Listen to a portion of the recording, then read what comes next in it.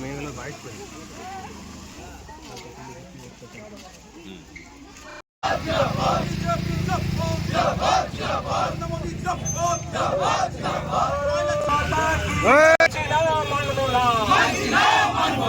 বালিচোরদের সঙ্গে পুলিশের গার্ড সাজি মানছি না, মানব না। এই বালিচোরদের সঙ্গে গার্ড সাজি করে একটা নিরীহ প্রাণ গেল কেন? চামড়িয়া পুলিশ জবাব দাও, এই বালিচোর পুলিশ জবাব দাও, এই বালিচোরদের সরকার, এই বালিচোরদের সঙ্গে চামড়িয়া পুলিশের গার্ড সাজি মানছি না, মানব না। এই রাতে মৃত নিহত পরিবারের উপর আক্রমণ চালানো হলো কেন? যদি যেটা পুলিশ জবাব দাও, এই পুলিশ প্রশাসনের নেতৃত্বে এই সন্ত্রাস মানছি না, মানব না। পুলিশ ভর্তি করে গুন্ডাগিরি মানছি না, মানব না। ভারতীয় জনতা পার্টির একজন কার্যকর্তা, তার নাম হচ্ছে পাগল গোপ। উনি এখানকার স্থানীয় কেউ কারোর মৃত্যুর পরিপ্রেক্ষিতে ওরা শ্মশানে গিয়েছিলেন। সেখান থেকে ফেরার পথে যাওয়ার সময়তে বালি বোঝাই, অবৈধ বালি বোঝাই ট্রাক তাকে ধাক্কা মারে এবং পুরো পিষে দিয়ে চলে যায়। এই ঘটনার পরে তার পরিবারের লোকেরা যখন সেই শবদেহ ঘিরে কান্নাকাটি করছিল, সেই সময়তে পুলিশ আসে এবং তাদের উপরে লাঠিচার্জ করে, তাদেরকে ছত্রভঙ্গ করার চেষ্টা করে। ওখান থেকে একজনও মহিলা পুলিশ ছিল না, কিন্তু যিনি নিহত তার স্ত্রীর উপরে তার মাথাতে লাঠি দিয়ে মেরে মাথা ফাটিয়ে দিয়েছে পুলিশ। ছেলেকে পায়ে মেরেছে এবং এখান থেকে 5 জনকে পুলিশ তুলে নিয়ে গেছে। অথচ একজনও অবৈধ বালিকার বাড়ি বা যে ট্রাক ধাক্কা মেরেছে তাদের বিরুদ্ধে কোনো ব্যবস্থা পুলিশ নিতে পারেনি। স্থানীয় জনতা যখন এই অবৈধ বালি বোঝাই যে ট্রাক আক্রোশে পরিপ্রেক্ষিতে তারা যখন সেই ট্রাকের টায়ার থেকে হাওয়া টাওয়া খুলে দেয়, পুলিশ সেই ট্রাককে আটক করার পরিবর্তে পুলিশ সেই ট্রাকের চারদিকে প্রোটেকশন দিয়ে টায়ার চেঞ্জ করে, চাকা চেঞ্জ করে সেই ট্রাককে এখান থেকে পার করার ব্যবস্থা করে।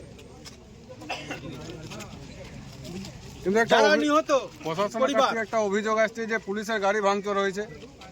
পুলিশের গাড়ি, সাধারণ মানুষ তাদের এই পুলিশের যে ভূমিকা ছিল তার পরিপ্রেক্ষিতে তারা আক্রোশ দেখিয়েছে। পুলিশ ঘটনাটাকে প্ল্যান করেছে, পুলিশ আশেপাশ থেকে বাঁশ টাঁশ জোগাড় করেছে, লোকজনকে সরিয়ে দিয়ে ইট পাথর রাস্তার ধারে জমা করেছে এবং সেগুলো এভিডেন্স হিসেবে দেখানোর চেষ্টা করছে যে জনতা, সাধারণ মানুষ ইট পাথর মেরেছে, বাঁশ দিয়ে পুলিশকে আক্রমণ করেছে। পুলিশ এই ঘটনাটা পুরো সাজিয়ে ফ্রেম করছে পুরো কেসটাকে। যারা মানে ভিকটিম এবং সাধারণ মানুষ, তাদের স্বার্থে কথা বলার পরিবর্তে পুলিশ সম্পূর্ণভাবে যারা অবৈধ বালি কারবারি তাদের পক্ষ অবলম্বন করেছে এবং তাদেরকে প্রোটেকশন দেওয়ার কাজ করেছে। আমরা আজকে এখানে আমাদের যে কার্যকর্তা যিনি নিহত তার বাড়িতে গিয়েছিলাম, তার স্ত্রীর সঙ্গে কথা বলেছি, তার পরিবারের সঙ্গে কথা বলেছি এবং আমাদের এখানে বুথ সভাপতি ভীম গোপ, ওর বাড়িতে পুলিশ মাঝরাতে এসে লাথি মেরে দরজা ভেঙেছে। পুরুষ কার্যকর্তা ভীম গোপ আমাদের, উনি তখন ডিউটিতে ছিলেন, বাড়িতে পুরুষ মানুষ নেই, সেখানে পুলিশরা ঢুকে ভয় দেখিয়েছে, ইন্টিমিডেট করেছে তার ফ্যামিলির মানুষদেরকে, মহিলাদেরকে, যাচ্ছে তাই গালাগালি করেছে, অকথ্য ভাষায় গালিগালাজ করেছে এবং ধমকি দিয়েছে যে তোদেরকে তুলে নিয়ে যাব পুলিশ স্টেশনে, দেখবো কি ব্যবস্থা করি, আমি দেখছি।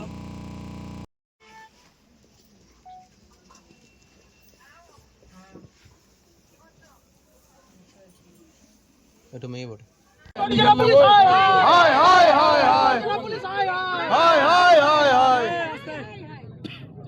বাড়ির লোক কমপ্লেন যে ছেলেগুলোকে নিয়ে যাওয়া হয়েছে এইভাবে ও তো কোর্টে চলে গেছে কোর্ট থেকে বেরোলে কোর্টে রেখে চলে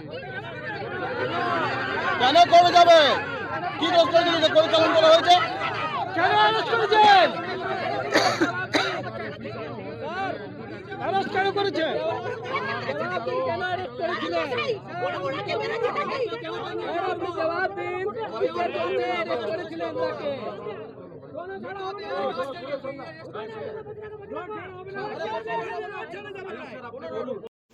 দিদা বলতে পারবো, মা বলতে পারবে, আমি কিছু বলতে পারবো না। আমার একটাই আইন কথা হচ্ছে যে মেয়ে ছেলের গায়ে ছেলেদের আইন আছে হাত দেওয়া, এইটা আমাকে আগে বলুন।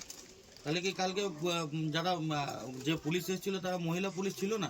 মহিলা পুলিশ ছিল, কিন্তু মহিলা পুলিশ মারেনি, ছেলে পুলিশই মেরেছে। আমি বলতে পারবো না, তুই বল।